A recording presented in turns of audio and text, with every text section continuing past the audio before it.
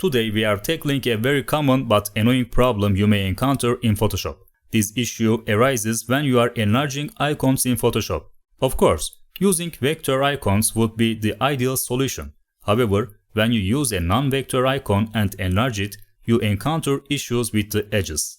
These edges may be fuzzy, blurry, pixelated, or even curved at times. By the end of the video, fuzzy and pixelated edges will be a thing of the past. First, open the logo you would like to improve. For this tutorial, I will use the Wikipedia logo.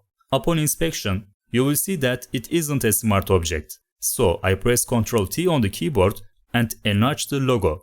Once I've enlarged the logo and hit enter, it becomes apparent that there are various issues with its edges, making it unusable in this state.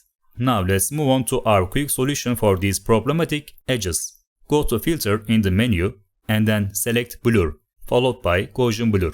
Upon opening the Gaussian Blur window, you will see an interface like this. Our first step is to blur the logo. Although the method may seem counterintuitive, it generally provides good results. Increase the radius value to a point where the problematic edges are no longer visible.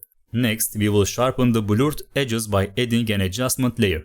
Click on the adjustment layer icon and then choose the curves option. A new window will appear with 2 points. Align both points along the straight line in the center of the window. I move the left point towards the center and the right point in the opposite direction. As you can see, this process sharpens the logo and changing its overall appearance.